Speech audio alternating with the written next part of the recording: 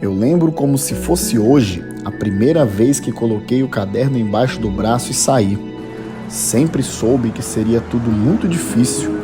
Eu tentei elaborar um plano, mas a verdade é que eu mal sabia por onde começar. Vaguei por ruas, avenidas, shoppings, centros comerciais. Dormia tarde, acordava cedo, mas desistir nunca esteve nos meus planos. Eu sabia que o meu maior adversário nesta jornada seria eu mesmo. Por isso, aprendi a transformar derrota em vitória, decepção em motivação, cansaço em determinação. Transformar um caderno numa empresa.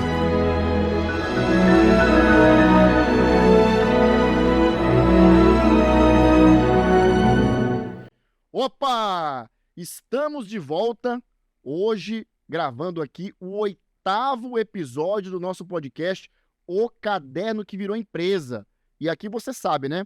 A gente quer sempre contar as histórias do início da trajetória profissional e do início da história, da formação dessas empresas dos nossos convidados. A gente fica aqui sabendo dos perrengues, né? De tudo aquilo que o empresário teve que abrir mão e enfrentar para poder trazer o seu negócio para uma posição de destaque hoje aqui no mercado ludovicense, maranhense e, por que não, no mercado brasileiro. E hoje um programa muito especial, um programa nordestinamente especial, um programa abençoado pelo nosso padrinho Padre Cício, né? Um programa onde a gente vai estar conversando com o cearense mais maranhense que eu conheço. Então, sem mais delongas, seja muito bem-vindo, meu amigo Robério. Olá, muito obrigado. Fico muito feliz, Maicon, com o convite que você nos fez, né? Esse podcast, eu tenho certeza que tem muito a crescer, é o 8º, fico muito feliz. Já é uma trajetória e eu sei que o caderno que virou empresa é com certeza uma luz, né, para muitos empresários, para muitos que pretendem empreender, né? E fico muito feliz, honrado de estar aqui dando uma contribuição, compartilhando um pouco da minha vivência, da experiência, né, que acumulo durante esse tempo aí, aqui no Maranhão especialmente. Pô, que maravilha. Pessoal, um programa que eu estava bastante ansioso para fazer, já conheço bastante da história do Robério e eu tenho certeza que daqui vão sair muitas histórias inspiradoras, que esse é o propósito do programa, é o propósito do podcast. Nesse exato momento, muitos empresários estão tendo que tomar decisões ou com algum tipo de pensamento na cabeça que muitas vezes precisam disso, de uma inspiração, de alguém que já passou por aquilo, de alguém que já viveu essa dificuldade, para que possa ver e dizer assim, poxa, eu vou fazer isso aí, e vou melhorar, e eu vou conseguir. Então, Robério, já para começar, eu já quero trazer logo aquela pergunta que eu faço sempre aqui, né? Quando foi que você iniciou a sua trajetória profissional, né? Quando foi que o trabalho entrou na sua vida? Bem, pessoal, acho que tudo é um acúmulo de experiência, né? E essa experiência começa em casa, né?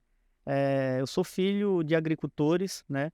Meu pai e minha mãe, né, nos criou na roça até os 9 anos, então eu tive essa vivência. E até essa fase de 9 anos, né, foi muito importante entender, né, a importância da coletividade, porque eu sou filho de uma família de 14 irmãos, né? 14 irmãos, eu sendo ali o 12º, então dos filhos mais novos, aquele que vai aproveitando a roupa de todo mundo, né? Que quando o lençol do outro rasga, a mãe costura, entrega pro menorzinho, então eu sou esse filho lá aprendi desde cedo a compartilhar, né? A trabalhar em grupo, né? Porque a nossa família é uma família numerosa, e vivi, assim, grandes perrengues. Então, a minha vida profissional, toda a bagagem, todo o conhecimento que tenho hoje, ele começou a ser gerado lá na minha família, né? Passando por alguns sofrimentos também, eu vi, assim, situações, porque eu sou de Juazeiro do Norte, nasci em Juazeiro, né? E morei até os 9 anos na cidade, no município, município de Caririaçu, que era Riachão, sítio Riachão. Lá meu pai tinha uma propriedade, meu pai e minha mãe tinham uma propriedade, e a gente via da roça, né, como eu falei antes. Então, não tinha energia elétrica, água encanada, é uma casinha de taipa, né, com muita gente, família numerosa. Então, daí veio esse aprendizado, os estudos muito precários, porque tinha só alfabetização num povoado, que a gente tinha que ir a pé, né, para chegar nesse povoado. Quando eu completei 9 anos de idade, meus irmãos, que eu já tinha irmãos que moravam na cidade, a cidade mais próxima era Juazeiro, que era o centro maior, especialmente 2 irmãos, que foi o Geraldo e a Cícera, eles conseguiram alugar uma casa e aí eles levaram os irmãos mais novos para poder estudar. Minha mãe foi acompanhando a gente, né? Então, foi aí que eu tive a oportunidade de estudar, né? Devo muito a eles esse ingresso na escola. Aos 9 anos, comecei o primário e tal. E não era, assim, meus pais, né, por ser muito do trabalho, eles tinham uma preocupação de manter a gente ocupado, né? Então, eu não podia só estudar. Eu tinha as tias também que ajudavam, tinha 2 tias, aí logo elas trataram de criar uma venda de din-din, de suquinho, né? Então, minhas tias compraram caixa de isopor, ela fazia o din-din, né? E eu ia vender na feira, vender na... Din-din, né? Din-din, lá a gente Olha, chama, quem chama de suquinho aí, né? sucão, É din-din, pessoal. Din-din, o nome é din-din. picolé de saco, sei lá, né? Então, lá a gente chama de din, e aí eu ia vender nas praças, e fiz isso, né? Fazia isso em horário alternativo, né? Estudava de manhã, né? E à tarde ia fazer essa atividade. Na minha época, eu com 9 anos, 10 anos de idade, a escola onde eu estudava eu até fiz esse percurso recentemente, 3,5 km aproximadamente, eu ia todo dia a pé, ia e retornava a pé, né? Não tinha essa coisa de ônibus, não tinha nada disso, né, na época. E assim, muita disciplina, eu consegui ser sempre engajado no trabalho, era escola-trabalho, não tive a oportunidade de entrar para a escolinha do Vasco, né, de jogar bola, porque meus pais, eles O Vascão perdeu um talento aí, hein? perdeu um talento, O é Vasco, verdade. ó, podia hoje estar performando melhor com esse meu amigão aqui, ó, aí, ó, de que? De centroavante? Talvez um atacante, Ó, um né, atacante, tá tudo vendo? Ô, bom aí. Vascão, eu acho que ainda dá tempo, talvez, né? Então, assim, futebol para meus pais, né, não era uma coisa legal. Então, assim, eles tinham uma cultura, eles foram, até entendo isso, até agradeço, porque eu tinha colegas que estudavam e que à tarde pulava o muro lá da escola para ir jogar bola. Então, e eu tenho alguns amigos que infelizmente não conseguiram chegar onde eu cheguei, né? Eu tinha que fazer com que eu pudesse ajudar a minha mãe, os meus pais, os meus irmãos, a gente tinha que se ajudar. E eu tinha um irmão que trabalhava numa oficina mecânica, né? Eu já tinha se passado um tempo, acredito que eu tinha por volta de 11 a 12 anos. Ele trabalhava na oficina mecânica e aí ele me levou para trabalhar lá. Isso já é início da década de 90. Isso foi isso mesmo, eu tinha 12 anos, eu sou de 79, Esse então cálculo, faz esse cálculo que eu tô aí, fazendo aqui.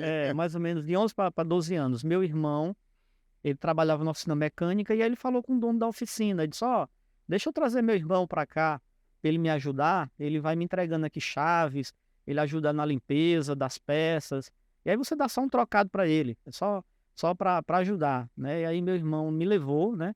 Então eu ficava lá com ele na parte da tarde, porque eu estudava de manhã, e aí o que era que eu fazia, né? Eu dava o grau, então se eu terminava meu serviço, eu ia limpar a oficina, eu limpava as chaves, colocava tudo organizado e fui me destacando, né? Aí recebia daqui a acolá uma gorjeta, quando tinha, por exemplo, para você ter uma ideia de quanto eu ganhava nessa época, né? Tinha um tubo de lata de graxa, né? Que às vezes se usava para colocar nos cubos dos caminhões, que era uma oficina de caminhão, aí ficava geralmente ali 20% da lata, né? Aí geralmente eu pedia para os caminhoneiros, me dá esse restinho aí para mim. Ele me dava, eu ia juntando. Quando eu conseguia fechar uma lata inteira, né? Das sobras que ficava das outras latas, eu vendia. E teve uma semana que eu vendi uma latinha dessa, digamos, eu recebi R$ 10, vamos dar um exemplo. Foi o que o meu patrão também me deu pela semana que eu tinha trabalhado, R$ 10, né? Então, esse dinheiro, parte eu dava para minha mãe, né, para ajudar, outra parte eu usava para comprar as minhas coisas. E eu tinha um sonho de garoto, assim, meu sonho era ter uma bicicleta, sabe, Maico? Eu via os garotos, aquelas propagandas, né, da Caloi, da Monark, né? Então, assim, pô, aquilo ali era um sonho para mim, um sonho distante, porque a gente não tinha conta em banco. Então, era na época ainda não sei se era Cruzeiro ou Cruzado, né? Eu não sei dizer certo qual era a moeda, mas eu sei que era o período onde as coisas subiam eh, muito rápido, eu ainda criança, e eu me recordo que um amigo chegou para mim e disse assim: Robério, ó, tu quer comprar uma bicicleta? Então vai comprando em pedaços, vai comprando as peças e aí tu monta a tua bicicleta, porque se tu for juntar o dinheiro, eu nunca ia conseguir, porque o dinheiro ia desvalorizando. Então, e não podia ter, eu não tinha acesso a banco, né? Essa foi a alternativa, né, que um amigo meu me deu. Aí ele até me indicou um rapaz que tinha para vender o quadro de uma bicicleta, de uma Monareta, lembra da Monareta? Monareta. Então eu tive um quadro de uma Monareta e eu fui comprando as peças, e foi muito tempo, foram 2 anos para eu montar a minha bicicleta. Eu lembro de uma cena, que essa foi marcante, porque para colocar aquele pedal da bicicleta, eu fui na loja de peças, aí eu vou dar eu não me recordo da moeda, tá? Mas vamos dar um exemplo que fosse 500. Sim. Eu olhei lá, era 500. Aí eu, opa, vou ganhar 500 essa semana, então dá para mim comprar o pedal, né? E aí quando eu cheguei com os 500 para comprar, já era 700. Nossa. Aí o cara disse, ó, 700 agora. Aí eu fui trabalhar outra semana. Quando eu fui trabalhar, que aí eu ganhei mais 500, porque o patrão às vezes não subia o salário conforme a inflação, né? Aí eu cheguei lá com 1.000, né? Agora eu compro, né? Que é 700, era 1.200. Meu Deus. Então eu tive que trabalhar 3 semanas para poder conseguir comprar uma peça da bicicleta. Então, assim, foi uma história, uma saga, a compra dessa bicicleta, mas eu consegui, né? Assim, foi uma vitória ainda na adolescência, né? Me ajudou muito também a ter disciplina, a saber esperar. Então, era muito válido. E meus pais, eles também ensinavam um pouco isso, entendeu? Que tinha que ter, tinha que saber esperar, tinha que Deus dá no momento certo. Então, assim, eu sou filho de pais muito católicos, e inclusive tenho um irmão padre, né, que ajudou muito na minha educação, que na época, ainda jovem e seminarista, ele sempre também me conduziu para que eu pudesse participar, né, de vários movimentos jovens, pastoral da juventude. E eu estou contando isso porque, assim, a pergunta que você me fez foi: quando é que começou? Eu acho que quem tem uma empresa, quem empreende, ele tem que lembrar lá da base, né, como tudo foi construído, né?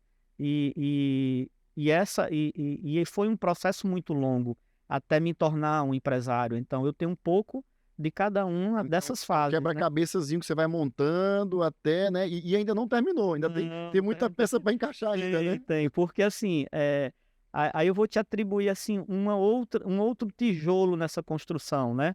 Vamos pensar assim, para eu me tornar empresário, eu tive essa vivência na Igreja Católica, que me ajudou muito, foi participar da Pastoral da Juventude, e lá eu tinha acesso a muitos cursos de lideranças, eu exercia o falar, né, falar em público, né, participava de dinâmicas. Então, assim, eu tive bons orientadores lá. O meu irmão também me ajudou muito, então eu fui catequista, monitor de crisma, coordenador de grupo de jovem, coordenador pastoral da juventude na paróquia onde eu residia. Então, isso foi formando o Robério. E paralelo a isso, eu tive também, assim, meus irmãos, eu não tive só uma mãe e um pai, né? Lógico que Meu pai e minha mãe é tudo, é essência.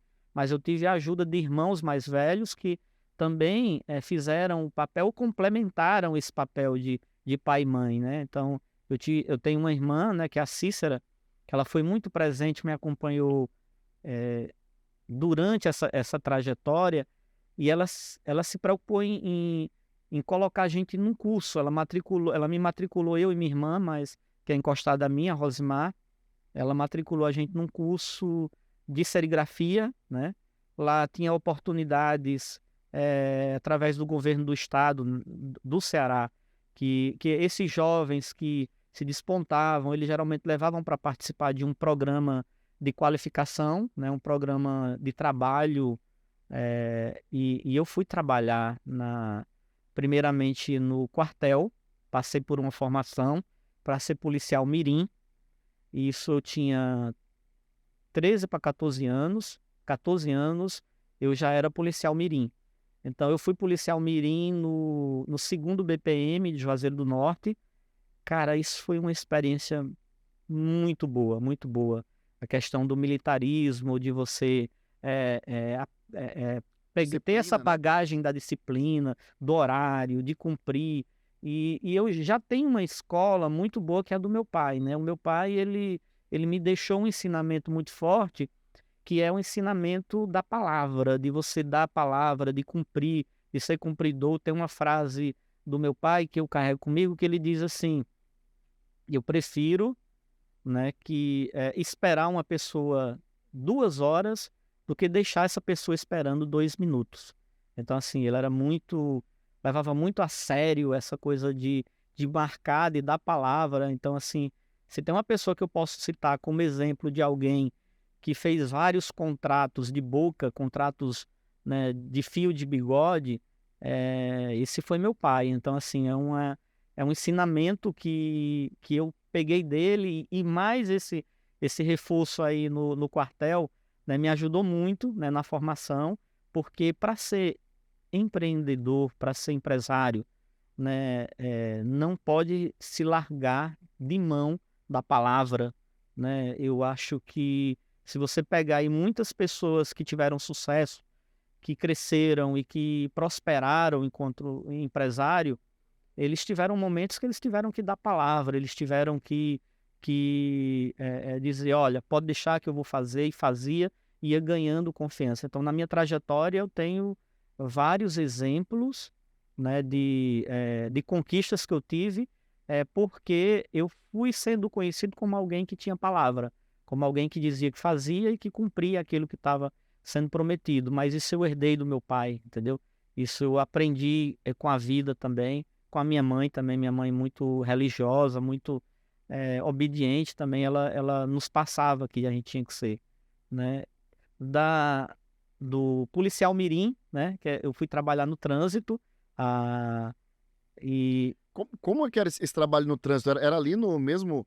Ali, olha, a aqui gente não pode, ficava para, e atravessa o pessoal na faixa. Sério mesmo? a gente ficava junto de um policial de trânsito, e aí a gente ajudava, por exemplo, uma senhora na faixa de pedestre, atravessava com ela na faixa de pedestre, organizava ali para que o pessoal não estacionasse em lugar errado, Fardadinho, orientava. fardadinho. Fardadinho de policial. Inclusive, nós éramos 60 infantes, né, que se chamava.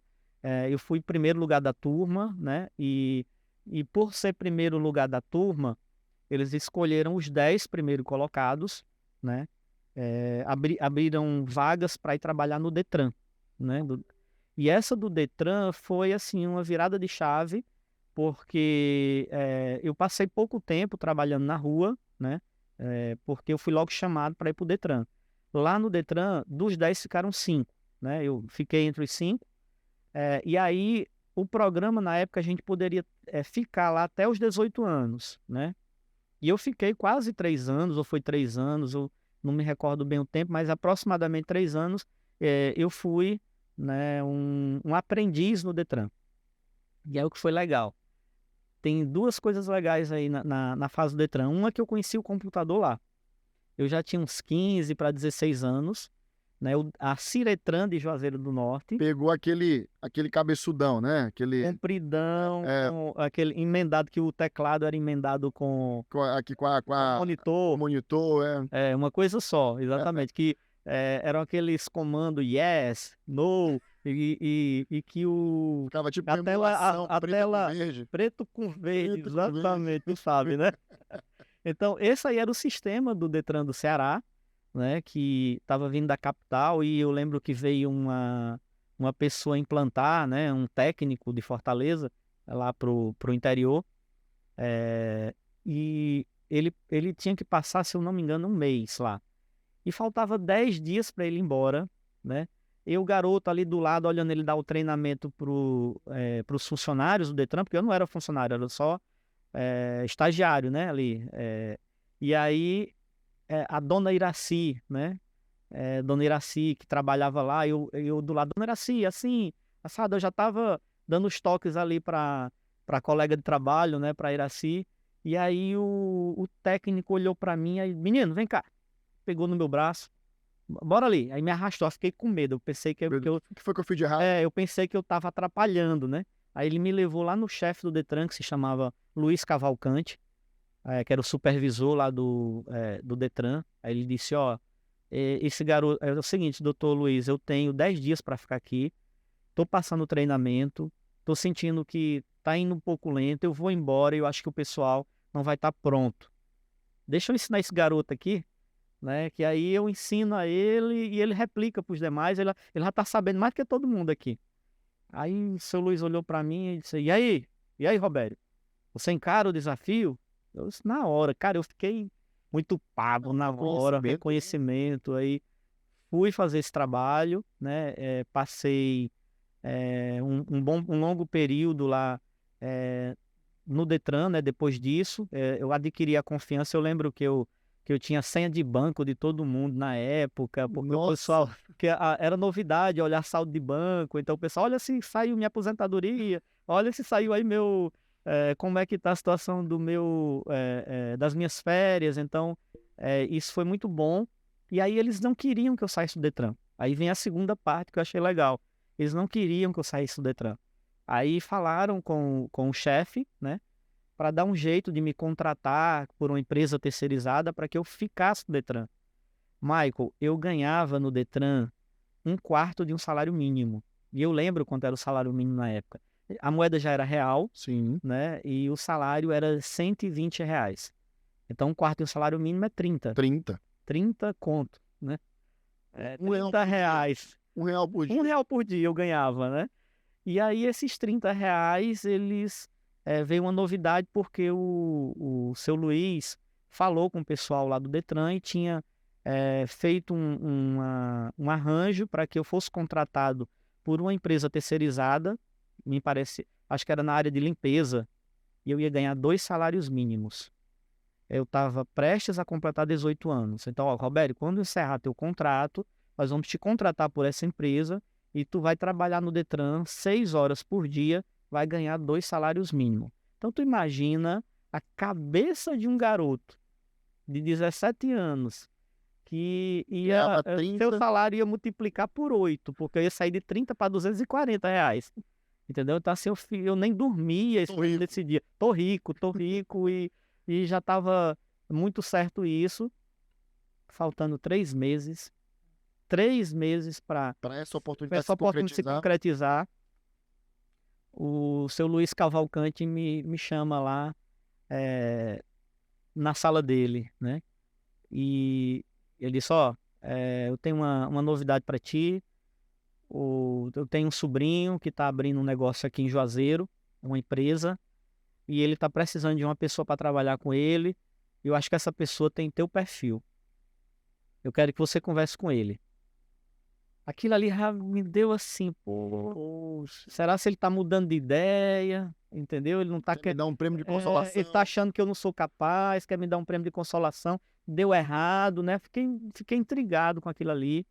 E aí ele me trouxe o sobrinho dele para eu conversar com ele, né? É o Gerardo Júnior, né? Daqui a pouco eu falo quem é Gerardo Júnior. Quando o Gerardo Júnior chega e conta do projeto, eu disse, ó, eu vou montar uma empresa distribuidora. Aqui a gente vai vender cimento inicialmente, mas eu tenho pretensão de vender outras coisas. E eu estou buscando uma pessoa que vai ser meu braço direito, né? Você vai começar, se tiver talento, você pode se tornar gerente da empresa, mas depende de você. Ele disse isso e eu, né, afobado, quanto é que eu vou ganhar? Ele, 1,5 salário. Aí o horário de trabalho, de 8 às 15. Ou perdão, era de 7 às 15. Né? Ou seja, eu ia trabalhar, almoçar no local e ia ganhar 1,5 salário. Eu ia ganhar menos, ia trabalhar mais, ia ganhar menos. Michael, eu conto isso para vários jovens hoje, inclusive na minha empresa, quando eu tenho a oportunidade de conversar com os garotos que são jovens aprendizes, né? Essa foi a decisão empreendedora da minha vida. A decisão mais importante que eu tomei, porque eu conversei com meus irmãos, conversei com amigos, né? Eu disse, cara, eu tô aqui, eu fico R$240, R$180, né? Eu vou trabalhar no Detran, então tu imagina, quando eu chegava de trabalhar no Detran, então isso já dava, né? Um status. Como que tu trabalha no Detran? Então, para um jovem de 17 anos, 18, era muito massa esse status. E aí eu fui, de fato, trabalhar com o Gerardo Júnior. A coisa foi dando certo, me tornei gerente da empresa e depois de 7 anos, né, já trabalhando com ele veio com uma ideia maluca, né, uma ideia dele, né, partiu do Gerardo, ele foi o grande idealizador do projeto. Ele diz, vamos montar uma empresa nova fora de Juazeiro, porque aqui já está ficando pequeno para a gente precisa expandir. Tinha muito essa questão também, porque quando você crescia demais como distribuidor, as fábricas começavam a controlar cotas, né? Então ela tinha medo de concentrar muito com aí ia limitando. Então a alternativa nossa era, vamos explorar outras regiões. E a região que a gente escolheu foi Recife. Então assim, isso foi em 2003 para 2004, né? A decisão veio em 2003. Ficamos namorando Recife, né? Meu sócio, meu patrão na época, o Gerardo, viajou várias vezes a Recife para buscar esse lugar. Quando ele achava o ponto do tamanho que era necessário, não era no local ideal. Quando era no local ideal, era muito pequeno, entendeu? Não dava, ou era muito caro. Então, até que ele achou um terreno e o cara tinha um problema burocrático no terreno. Quando ele disse, Roberto, já achei o local, já tem um terreno em Paulista, nós vamos abrir em Paulista, já estava tudo certo. E eu fazia faculdade na época de administração, né? Seu Roberto tinha o quê? Uns 20 e quantos anos? E eu tinha 23 anos. 23 anos nessa 3 anos, eu já tinha iniciado o curso de História, parado, fiz metade do curso de História, né? Porque eu queria fazer Direito. Olha, que coisa. Então, assim, eu tive essa bagagem, né, de ter passado por esse curso. Depois fui fazer administração, porque vi que o lance era administração. Quando eu estava no segundo semestre da faculdade de administração, foi que veio essa proposta do Gerardo. Então eu tranquei a faculdade, porque era final de 2003, eu tranquei, para que em 2004 eu já já fosse para Recife. Ficamos uns 5 meses planejando Recife. Para você ver, o que tem que ser será. Você foi morar em Recife, né? Não. Você ficava indo e voltando. Meu sócio que ficava indo, eu ainda trabalhando com ele em Juazeiro. E ele atrás do ponto, que na hora que ele arrumasse o ponto, a gente ia, né? Nessa época, eu já namorava uma garota, minha esposa, né, atual, né? Então, namorava com a Darla, a gente já era noivos na época, inclusive. E aí, compartilhei com ela, olha, nós vamos para Recife, estava tudo certo. Já não era uma coisa muito fácil, né, para ela sair, né, a gente casar e de repente ir morar num local distante dos pais e tudo, né? É muito longe, Juazeiro de Recife? É como se fosse daqui para Imperatriz, 600 quilômetros. Ah, então é um chãozinho, né? É um chãozinho. Aí, esse terreno já estava demorando demais, sabe, para resolver. Aí eu chego para o Gerardo, mais ou menos em maio de 2004, de Gerardo, e aí, como é o terreno, nada? Aí ele, olha, Robério, ele disse com outras palavras, não sei se foi mais ou menos isso.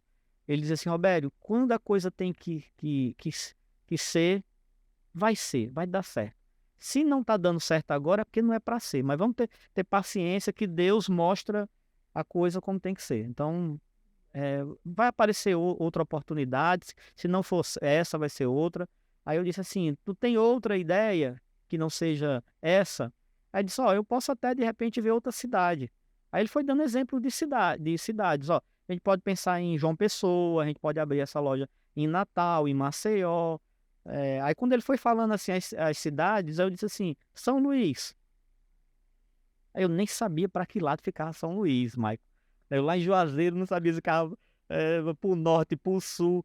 Eu só falei São Luís porque eu tinha uma cunhada, que era a irmã da minha atual esposa, que morava em São Luís, e aí a gente falava muito com ela. Aí, e São Luís? Aí ele, você conhece alguém lá? E conheço. Eu tenho uma cunhada que mora lá. Aí depois pede para ela fazer uma pesquisa de preço lá na praça para a gente ver como é que tá.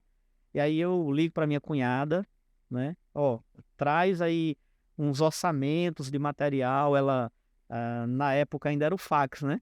Sim. Ela pegou uns orçamentos, mandou via fax para mim, mostrei pro meu patrão. Ó, tá aqui os preços. Ele, Roberto, esses preços estão muito bons, as margens estão boas, né? Eu tô achando mais interessante que Recife. Eu vou marcar uma viagem para lá. Então ele veio inicialmente aqui a São Luís, e na primeira viagem que ele veio, ele já deu de cara com um ponto que estava para alugar na Guajajaras, né? Onde esse local A pessoa chega pelo São Cristóvão, né? Já vem ali. já deu de cara com um ponto lá.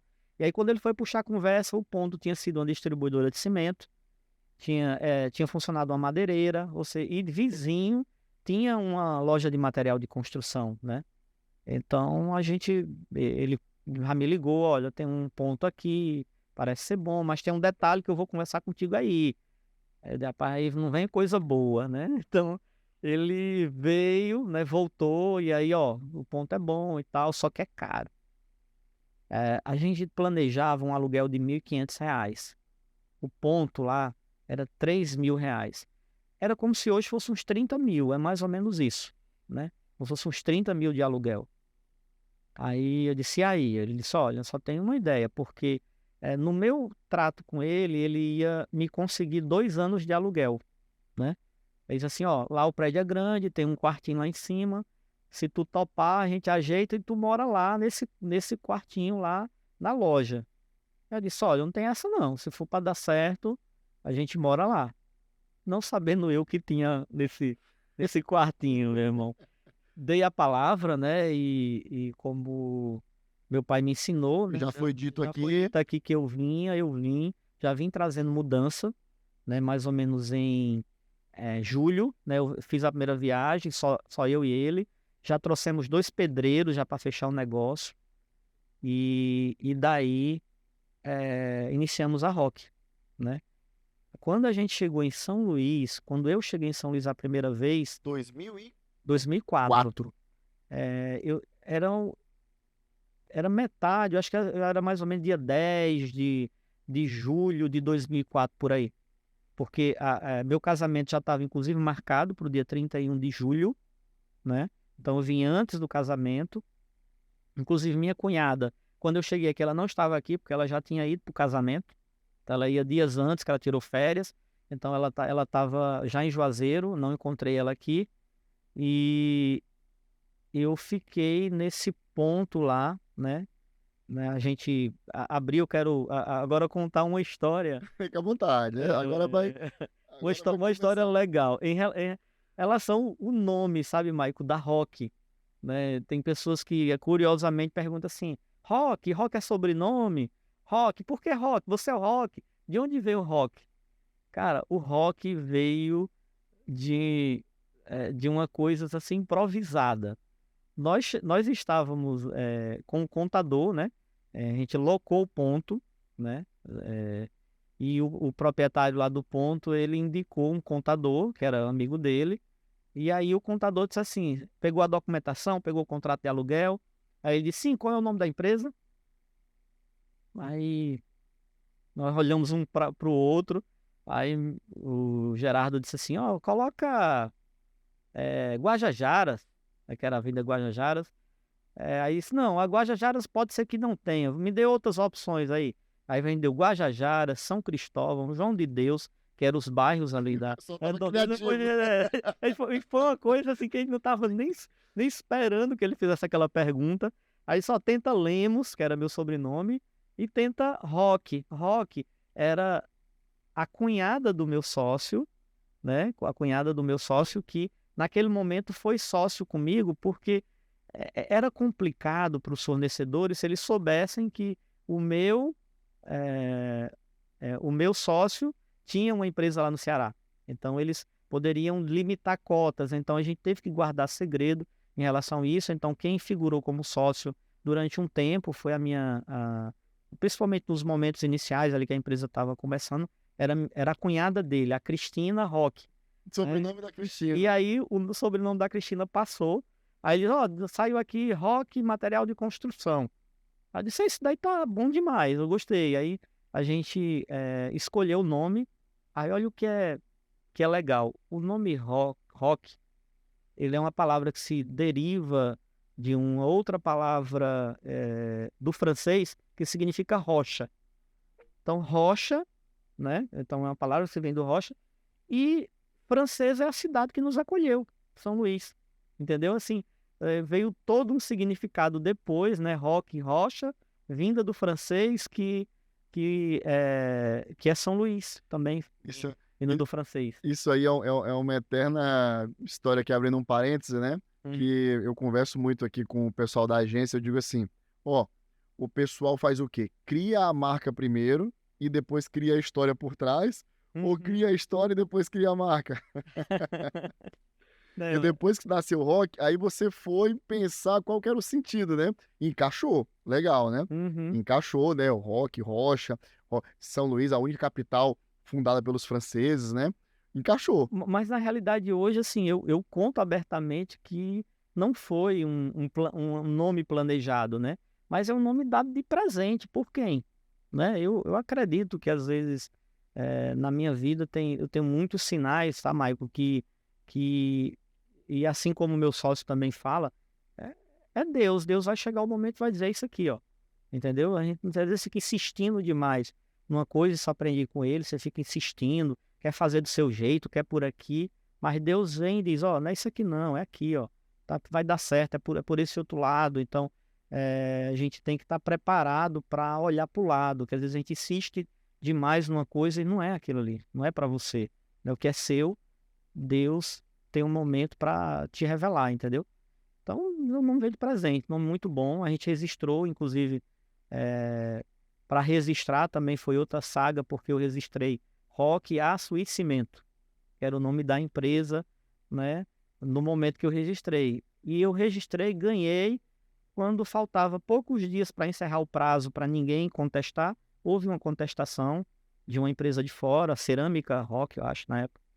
Nem sei se eu posso dizer o nome dele aqui, mas assim, essa empresa ela fez a contestação, né? Mais na frente a gente perdeu o nome, e aí eu fui atrás de um advogado, o advogado diz, mas não entendi porque tu não registrou o nome Roque.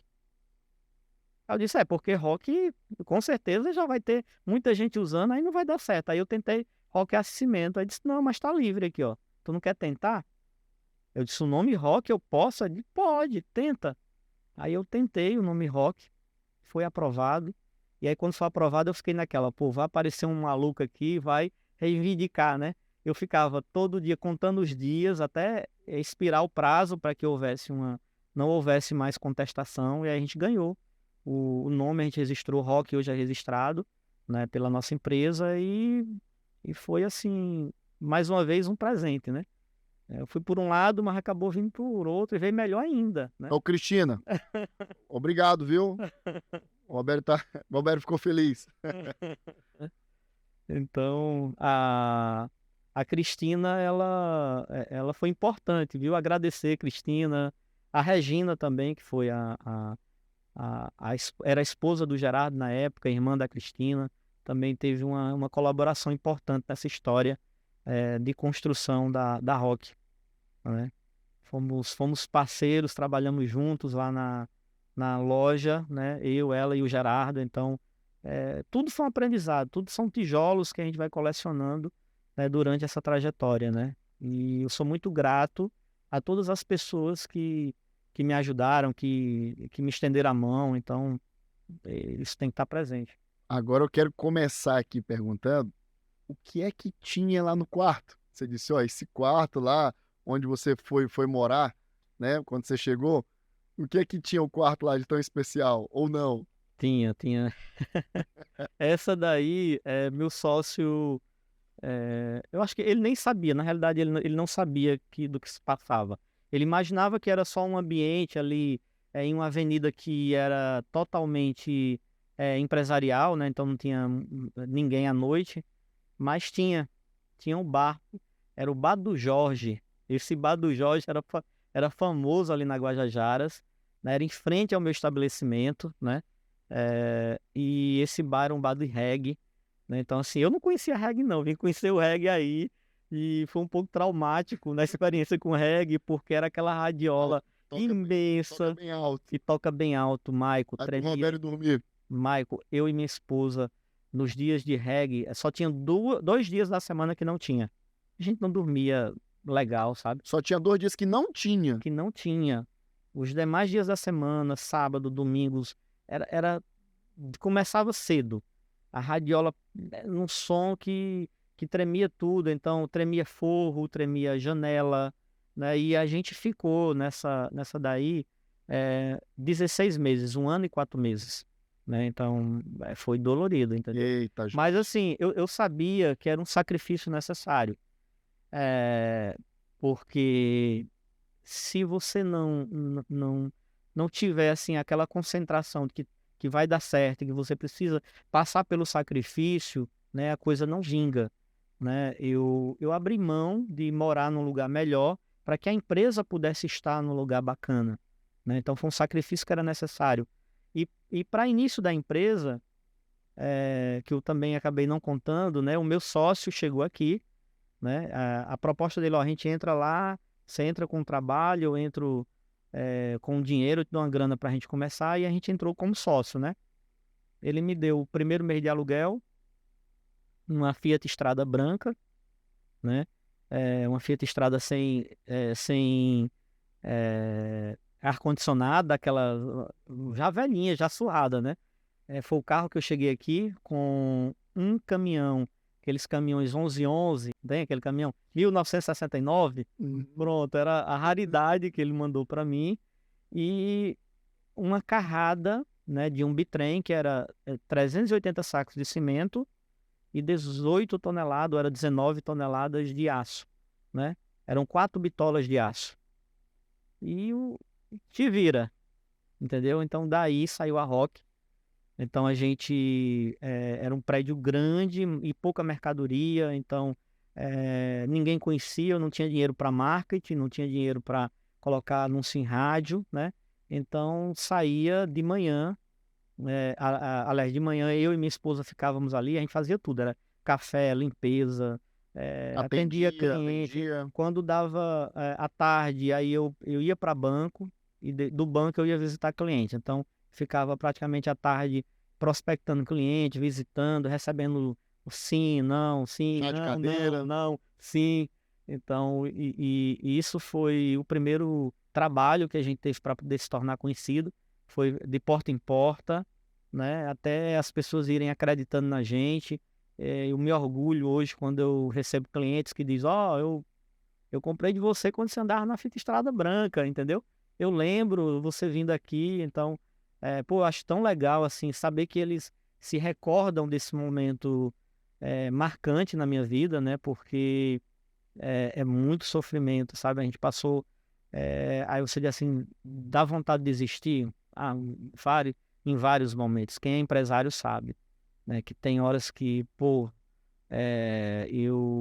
seria melhor se eu desistisse, aí você começa a relembrar, né? Eu já passei situação pior e não vai ser essa que vai fazer eu desistir, e você só tem que olhar para frente. Isso aí aconteceu comigo, sabe? Agora, você tocou num ponto que eu sempre gosto bastante de perguntar aqui.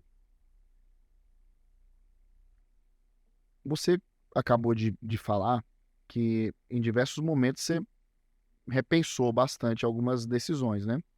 E aí a gente traz aqui, recém-casado, com a esposa vindo de uma cidade distante, né? De São Luís para Juazeiro ainda é mais longe ainda, né? Morando num quartinho dentro da empresa, né? Abriu mão de um conforto mínimo, né?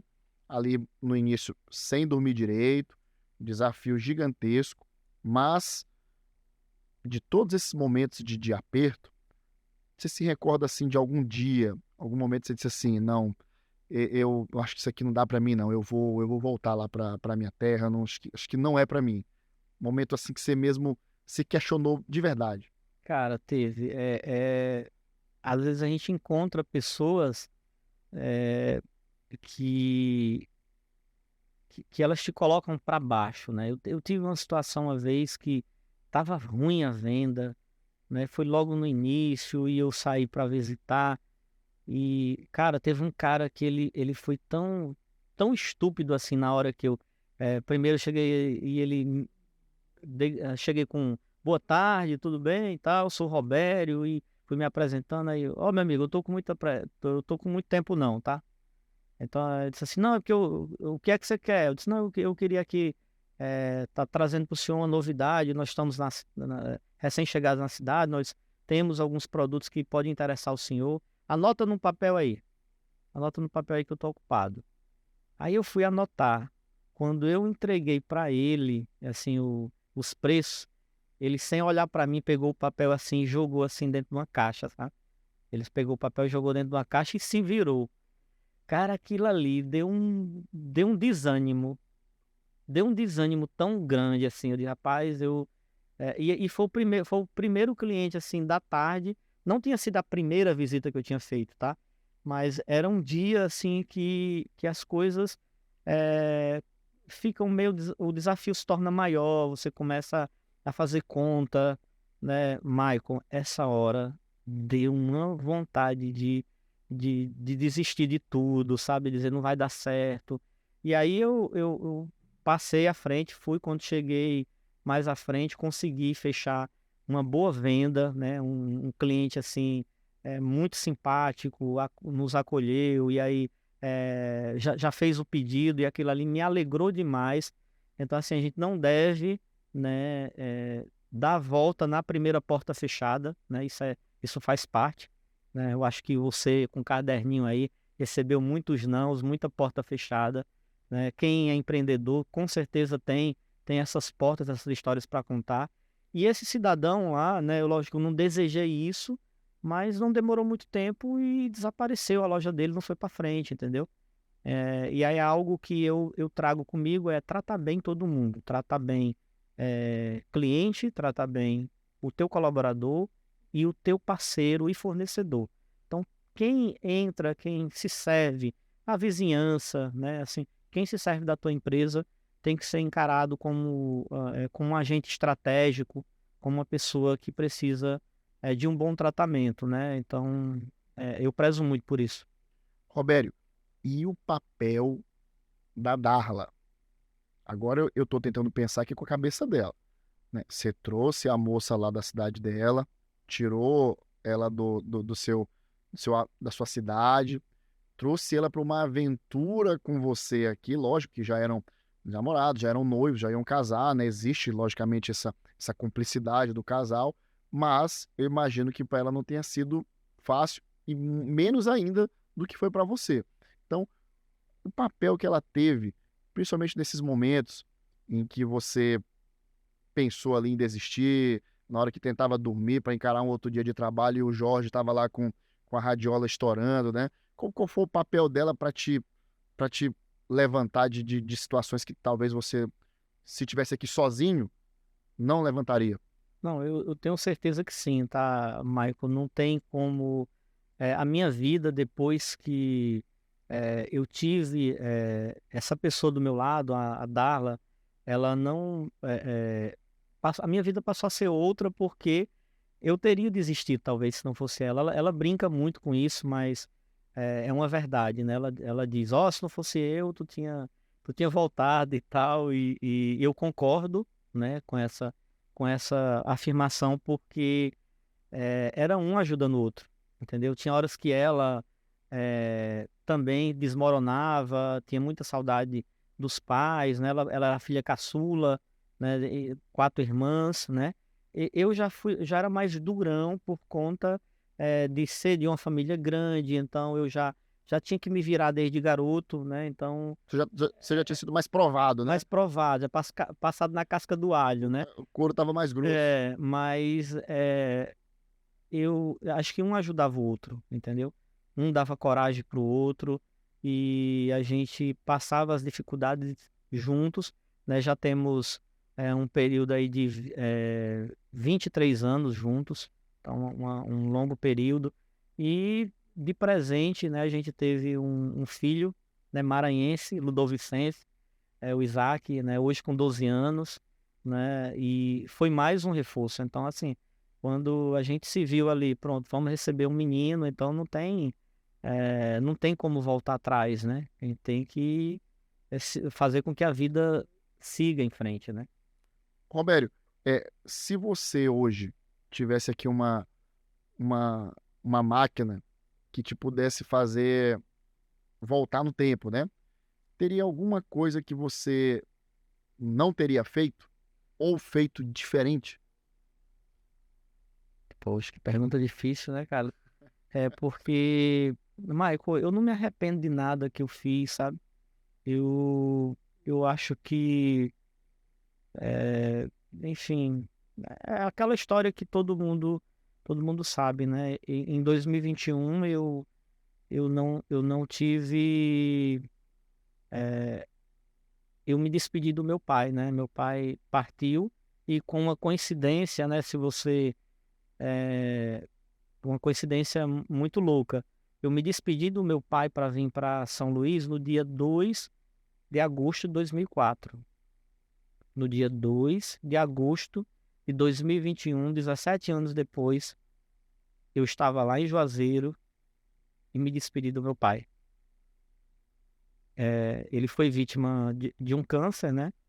E assim, os últimos quatro meses, né? Eu acompanhei os últimos 4 meses dele. Então, o que eu teria feito diferente era ter dado muita atenção e prioridade para os meus pais, né? É,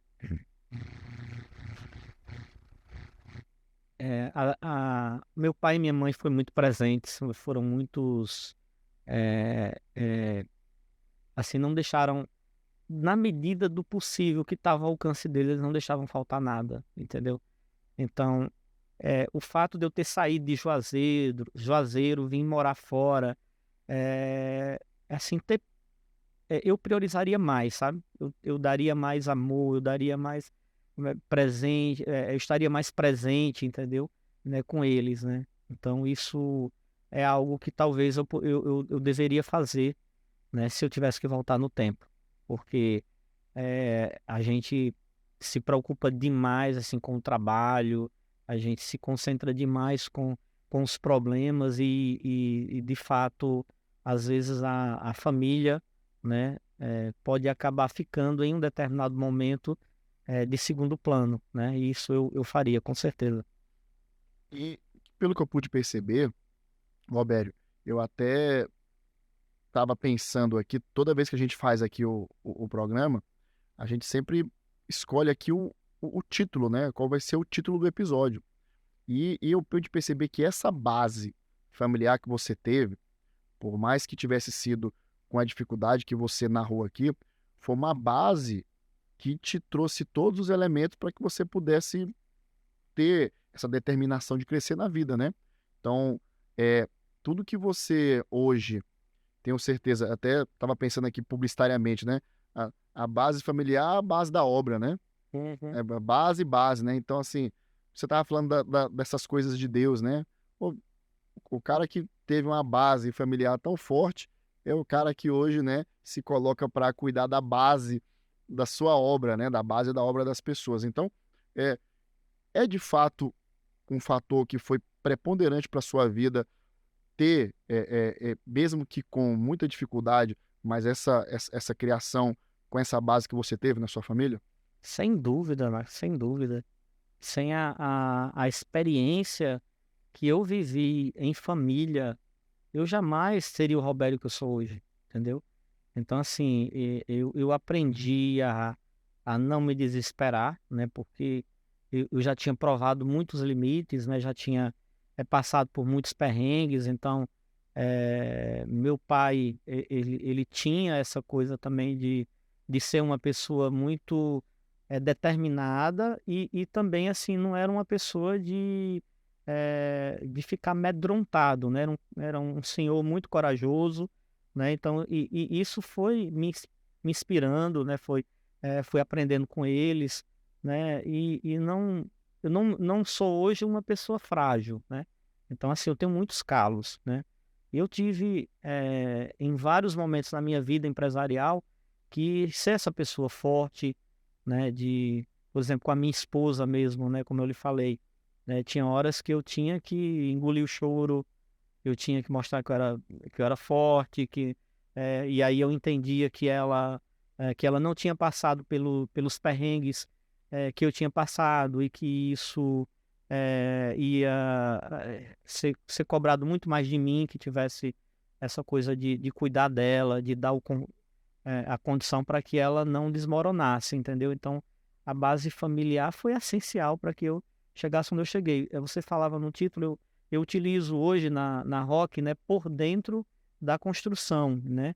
E a gente trabalhava isso, inclusive, nos últimos dias, em uma convenção com os colaboradores, né? A gente fez questão de resgatar a construção da Rock, né? O que está por trás de tudo isso, e a gente trouxe um pouco dessa história, né? A gente também envolveu alguns colaboradores, né, para que possam entender, né, que toda a empresa que existe hoje, né, ela é um fruto de uma contribuição de tijolinho a tijolinho de cada colaborador, né? Assim é a minha formação, assim é o meu histórico de empresário, né? Então tem aqui a participação de todos os meus irmãos, do meu pai, da minha mãe em especial, da minha avó, Antônia, das minhas tias. Então, assim, e da minha esposa e do meu filho, né? Tem muita gente aqui que foram essenciais, meu atual sócio e ex-patrão, o Gerardo, né? A grande contribuição também que eu tive do tio dele lá no Detran, que reconheceu, que enxergou que eu tinha talento para desenvolver essa Seu atividade. Luiz Cavalcante. Luiz Cavalcante, né? E, infelizmente já falecido também. Eu tive na religião, padre Luiz Sampaio do Rego, também não é mais vivo. Tive um padrinho de Crisma também, o Joaquim Isidro. Então, cara, foram pessoas que Deus foi mandando, assim, enviando, né, para que fossem me conduzindo. Eu tenho uma história, por exemplo, ó, do Joaquim, que era meu padrinho de Crisma. Houve um momento que eu me ausentei da igreja, né? Aí eu fui deixar minha irmã na igreja. E quando eu cheguei lá, ele disse assim: "Ô, rapaz, eu tava precisando de uma pessoa aqui para ajudar hoje na catequese. Vem cá." Me puxou pelo braço.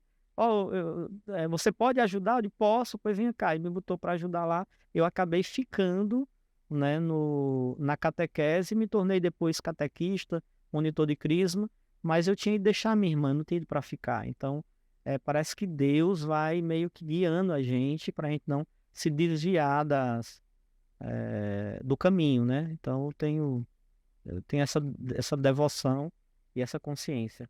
Agora, Robério, olha só. A gente chegou, Rock fundada, marca registrada, lá na Guajajaras. Passaram-se 16 meses, o Robério conseguiu evitar lá o reggae do Jorge, né? E só que a Rock, a gente que conhece bem a sua trajetória, ela hoje não fica na Guajajaras, né? Então, depois disso, como foi que foi essa caminhada? Essa transição, né, do prédio alugado para uma sede própria, né, que foi onde hoje funciona a nossa matriz, na estrada de Ribamar, ali na Forquilha, a gente conseguiu inicialmente comprar um terreno de 2.000 metros, né? Foi a primeira aquisição. Recorda o ano? Foi em 2008. 2008. 2008. 4 anos depois da inauguração. A gente conseguiu comprar um terreno. E aí a gente foi construindo devagar e tal. Em 2010 a gente se muda para esse ponto, né? E logo esse ponto ficou pequeno. 2.000 metros ficou pequeno para a empresa. E foram aparecendo oportunidades para a gente comprar áreas na vizinhança. A gente foi comprando, a empresa foi crescendo, né? Hoje a gente tem aproximadamente 14.000 metros, né? 14 mil. Na área ali da matriz, né? A matriz hoje é 14.000 metros ali, solar. E aí a gente teve em 2013 para 2014, a gente comprou 8.000 metros de uma vez só. Na vida de empresário, acho que eu já vi aqui algumas histórias, né? Que às vezes eu lembro aqui que o Ribamar também trouxe um fato, que ele comprou uma máquina. Amigo Ribamar da Predmix, né? Um abraço, meu irmão, eu assisti seu podcast, achei muito bonito sua história, e quando ele contava ali da máquina que ele comprou, e eu passei por uma situação, e quando a gente morde mais do que o que a gente pode mastigar, né? Sim. Então eu dei uma mordida dessa também, e quando eu comprei essa área, meu irmão apertou o caixa, então a gente teve que recorrer a banco, a gente teve que entrar naquela de pega um empréstimo para pagar um empréstimo, e aí o comércio deu uma turbulência muito grande, que foi naquela transição de Dilma para Temer. 2016, 17. 16, 17. Né? Quando houve aquela reeleição dela, as coisas já não foram bem, né? Foi no ano 2015, começou a piorar dali. E aí eu tinha recém comprado a área. Então a gente tirou um dinheiro do capital de giro para comprar essa área. Então abalou um pouco, então a gente teve que pegar empréstimo. A gente pegou empréstimo em 2015, em 2016. Em 2017 a gente pegava um empréstimo para pagar o empréstimo. E eu lembro que no final de 2016, o empresário tem uma coisa muito legal, a gente tem que pagar 13º, e o funcionário vibra, né? Vou receber o 13º. Para nós é o seguinte, eu vou ter que pagar o 13º, e aí? Né? Eu não tinha dinheiro para pagar o 13º em 2016. Um banco tinha feito uma oferta para a gente de um empréstimo, e era só essa oferta que a gente tinha. A minha gerente chegou, né? Na época ela cuidava do financeiro, e ela disse assim: seu Robério, se não der certo com o banco tal, né, vamos ter outra alternativa, qual seria o caminho? Aí quando ela disse aquilo ali, eu me vi sem alternativas. Eu disse: depois disso, Adriana, só Deus. Quando eu falei só Deus, Michael, na mesma hora, eu me arrepio até hoje quando eu conto isso, na mesma hora o telefone toca, foi a gerente do banco dizendo: seu Robério, o dinheiro já está aprovado, você só tem que me mandar o contrato e amanhã está na sua conta. Então, assim, eu estava numa situação já meio crítica, 2016, né? E as coisas com esse empréstimo não resolveu, porque imagina, né? Você está numa avalanche ali, então vai só aumentando o tamanho do problema. Quando foi em 2017, já estava muito ruim, né? Não tinha perspectiva da gente sair daquela situação. Pulamos em 2018, e aí só veio como alternativa a gente entrar com uma recuperação judicial, que foi a situação mais traumática que eu vivi enquanto empresário. Mas foi a decisão mais correta que eu tomei para a situação. Foi o remédio amargo que deu certo, e hoje eu conto isso para alguns amigos, né? Mas não foi uma coisa tão fácil de viver, porque, Michael, naquela hora, eu passava assim: é o fim. Acabou. Nadei, vou morrer na praia.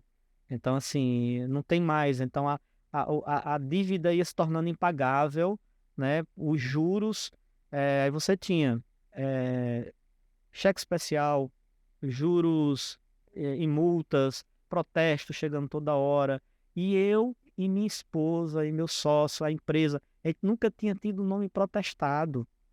Então, assim, a gente era de uma lisura que se um funcionário meu chegasse por um acaso, deixar de pagar um título, já aconteceu, um funcionário pegou o título, pagou o juro do bolso dele para não me contar que ele tinha atrasado, porque ele sabia que eu não permitia aquilo. Então, assim, eu tinha um cuidado muito grande com isso. E lidar com isso em 2018 foi terrível. Então, assim, quando a gente entrou com recurso, foi a alternativa e a mudança de chave veio depois. Uma corrente muito positiva. Eu fico imaginando nessa situação, tem muito dessa também assim do orgulho, né? Pô, como que eu vou lidar com essa questão de que eu vou ter que fazer uma recuperação judicial, né? E aquelas pessoas que acompanharam esse crescimento até aqui, né? Então eu fico imaginando você numa situação dessa, né? De ter que lidar com esse orgulho que existe, não dá para negar, Uhum. né? Claro que tem gente que tem muito, né? Mas você tem que lidar com isso para você dar o braço a torcer. Porque tem muita gente, Roberto, que a gente sabe, que não consegue fazer isso, né? Não dá o braço a torcer, acha que pode resolver de alguma outra forma, né? Então, é justamente que eu fico imaginando isso, né? Como que você conseguiu lidar com esse orgulho para superar esse perrengue? Olha, eu ouvi isso de um advogado, o primeiro advogado que eu busquei para tratar de recuperação judicial. Ele disse assim: Tu tem certeza que tu quer fazer isso? Eu fiquei naquela, "Pô, mas você que é advogado, eu estou perguntando para você, tá perguntando se eu tenho certeza." Aí ele disse: Por quê, doutor? Aí ele: Não, porque seu nome, você é muito conhecido já, e aí tudo vai abalar, tudo vai ficar difícil, então tem que pensar direitinho. Aí ele, assim, de 10 coisas que ele me falava, 9 era me colocando medo, né? E aí eu murchei, cara, quando eu falei com ele, isso aí. Mas essa questão do orgulho não foi, não foi muito presente em mim, porque aí vem a base, me ajudou muito. Só para você ter uma ideia, eu tinha uma caminhonete na época, eu vendia a caminhonete e eu fiquei andando de Uber. Já tinha iniciado esses corridas, então fui um dos usuários aí de Uber e pegava carona às vezes com funcionário. Minha esposa, ficamos com um carro apenas, então minha esposa deixava a filha na escola, no dia que ela de manhã eu vinha com ela e à tarde eu voltava de Uber, ia almoçar de Uber, ia para os eventos de Uber. Então não era foi uma situação que eu convivi. E sabe quanto tempo eu fiquei sem carro? 3 anos sem carro. 3 anos. Então, 3 anos entre sem carro. Sabe 2000 por quê, e... Michael? Eu não me sentia bem se eu chegasse, né, em um carro, né, devendo alguém ou com era muito pesado para mim ter que lidar com isso, né? E os credores sabiam, né, da maneira como eu estava me comportando. Isso foi muito bom, né? Porque as pessoas sabiam que eu queria recuperar a empresa. Coloquei tudo que tinha, todas as fichas, coloquei minha casa, o que tinha eu joguei dentro da empresa e partimos para cima e deu certo, cara. Deu certo, a gente fez um vezão assim, depois, especialmente quando é que a coisa começou a virar. Em 2019 a gente já foi, o faturamento da empresa já foi subindo, se reerguendo, 20, crescendo. O nosso faturamento comparado ao período antes da RJ já mais que triplicou, então a gente já abriu 2 filiais depois disso, né? Ampliamos o número de colaboradores também, praticamente triplicou o número de colaboradores, né? E É por isso que quem conhece, constrói, confia, né? quem, É, quem- quem revende, constrói, confia. Quem é o revende, que vem. constrói, confia foi um tema legal que a gente trabalhou aí com a Epapu, né? Uma campanha muito, muito bacana dos clientes, né? Dando esse reconhecimento, né? Que confiam na Rock. Foi um momento extraordinário, né? Isso aí a gente recebia de cliente, de fornecedor credor lá de altas notas, né? Que a gente devia. Ó, a gente acredita em você. Não se preocupa, não deixa de comprar comigo.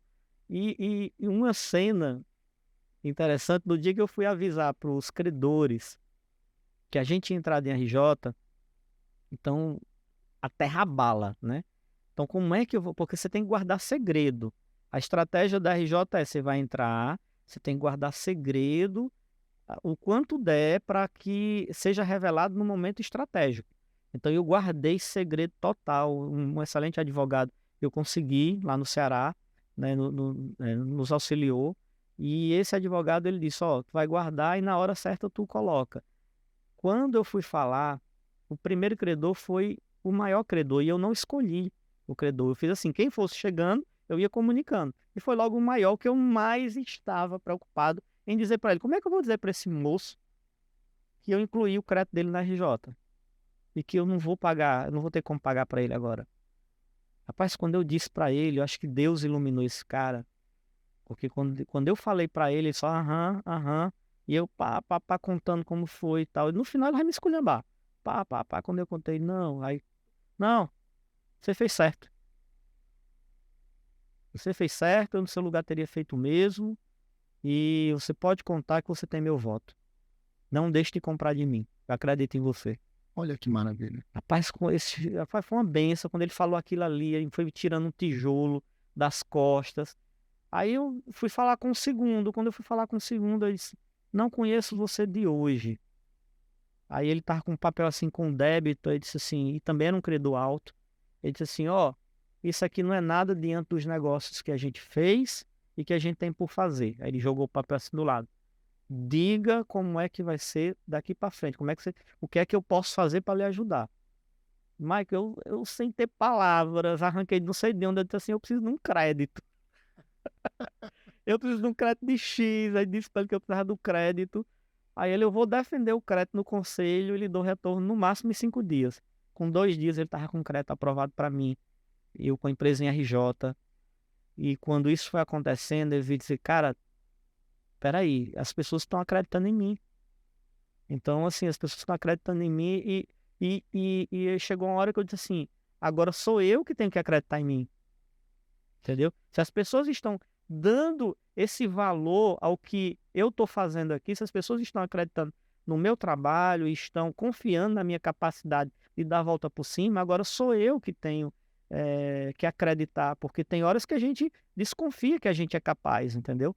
Aí eu fui virando uma máquina, sabe, cara? E eu lembro que assim, eu sempre me preparava para um monstro grande, né? E as coisas iam menor.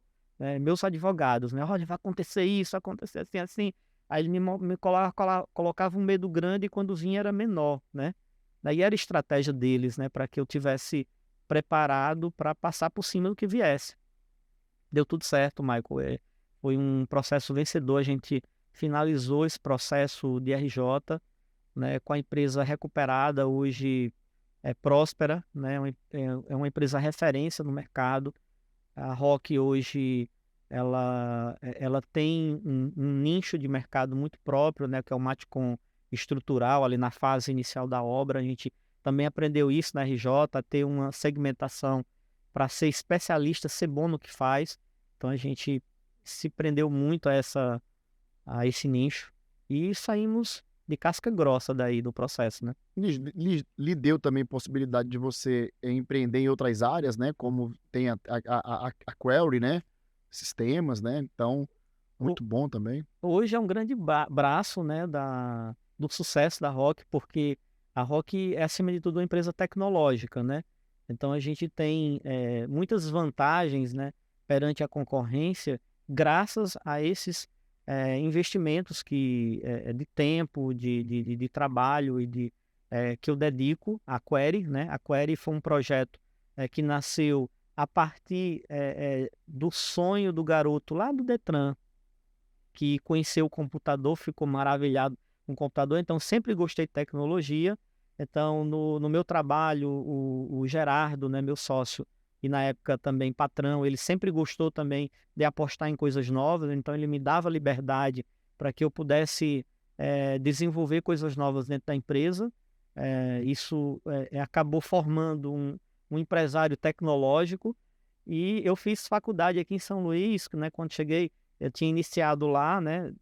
2 faculdades. História e administração. A história e administração é que eu fui fazer administração com ênfase em análise de sistemas, pela Fama, a extinta Fama, né, que hoje foi comprado por outro grupo, mas na Fama, a análise de sistemas, ela reacendeu essa coisa da tecnologia, e aí eu comecei a desenvolver soluções para minha empresa, né? Então eu tinha um RP, mas eu não tinha uma força de vendas. Aí eu desenvolvi a força de vendas.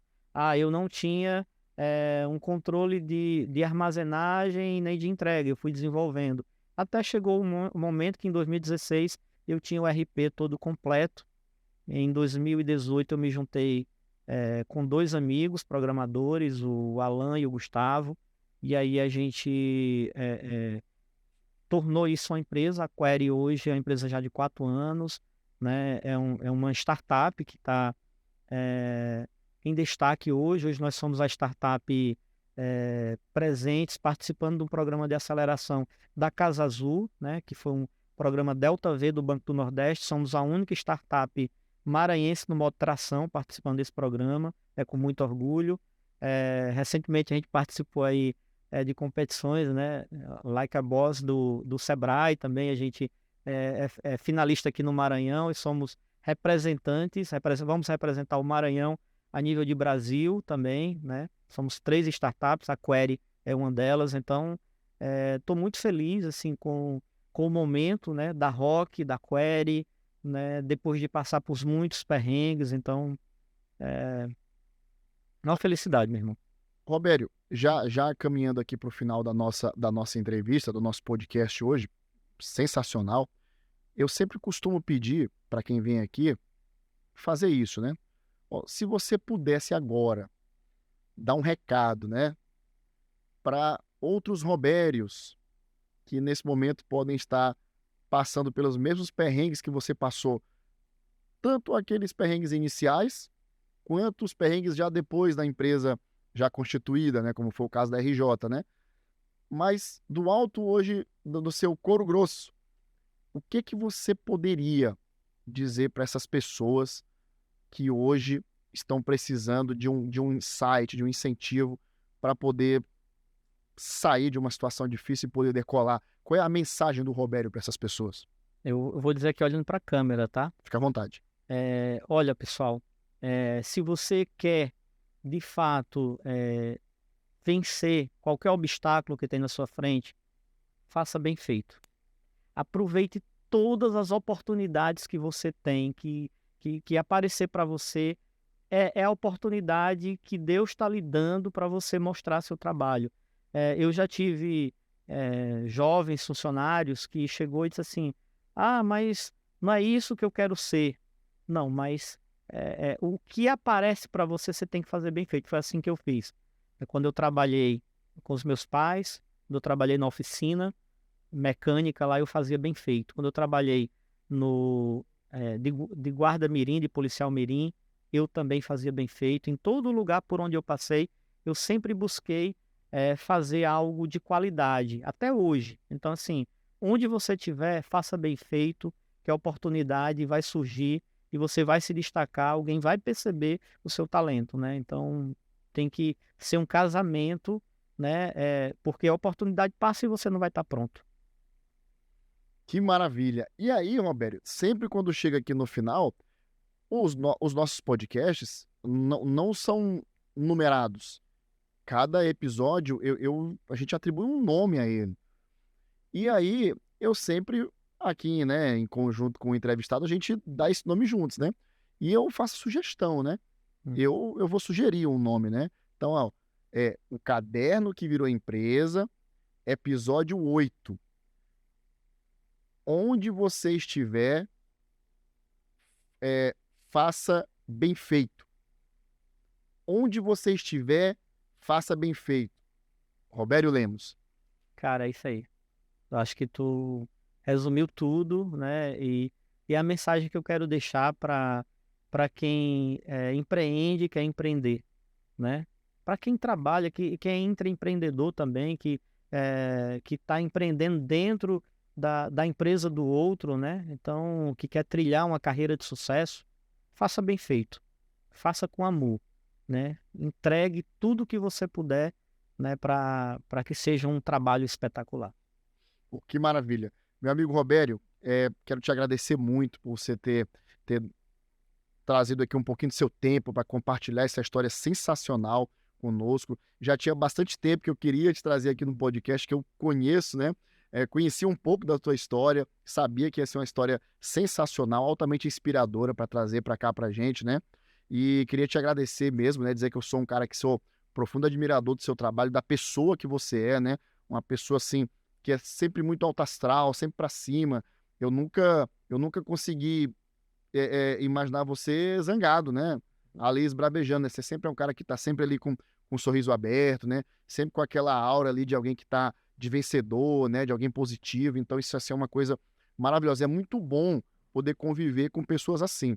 Então eu tenho certeza que isso você exala ali para todo o seu time, para toda a sua equipe, né? Com as pessoas que dividem com você essa trajetória profissional das suas empresas, tá bom?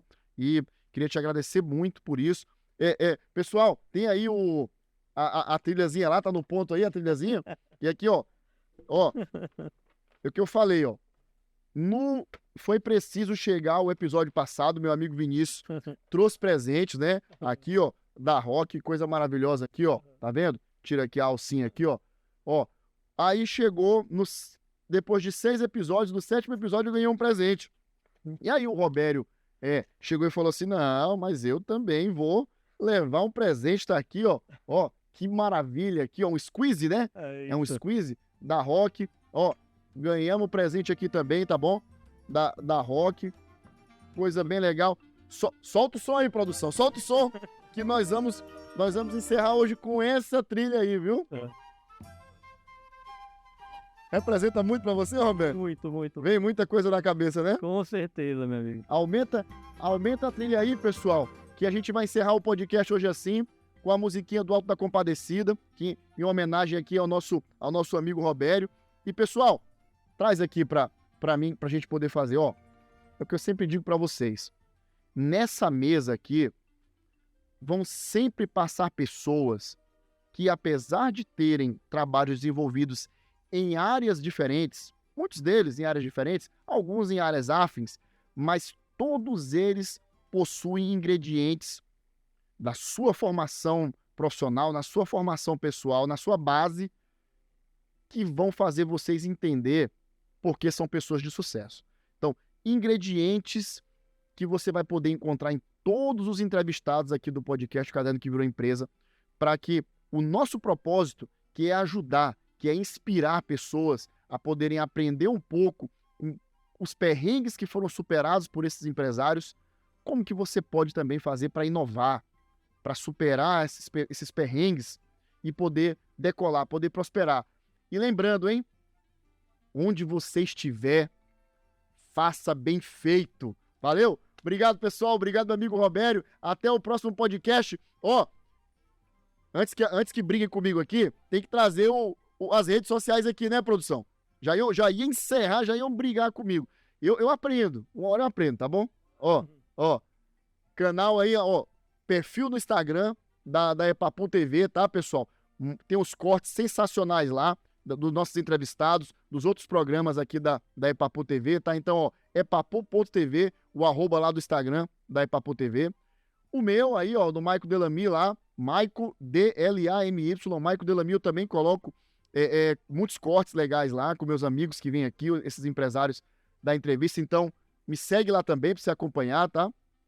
O canal, tá bom, pessoal? O canal lá da Epapum TV, ó, é aquela coisa que a gente sempre vê. Se inscreve no canal, curte o vídeo aqui com o Robério, compartilha o vídeo do Robério aqui, porque tá sensacional esse programa, tem que compartilhar com todo mundo. Alô, pessoal do Ceará, aí da região de Juazeiro, tá bom? Todo mundo aí dando audiência nesse vídeo aqui, que vocês vão ver como é que um filho de vocês saiu daí e arrebentou aqui na ilha, viu?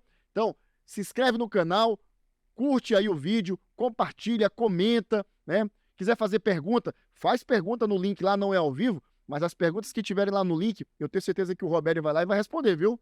Todas as perguntas que tiverem aí.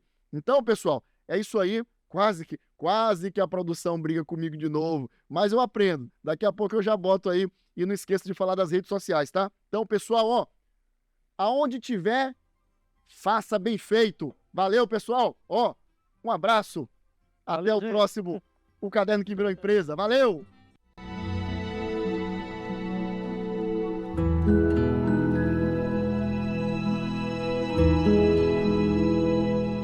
Eu lembro como se fosse hoje a primeira vez que coloquei o caderno embaixo do braço e saí.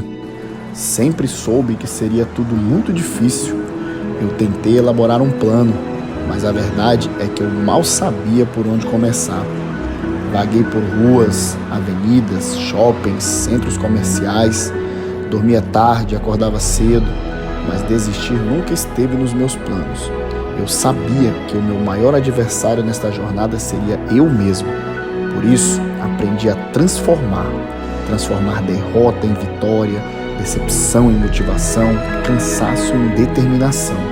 Transformar um caderno em uma empresa.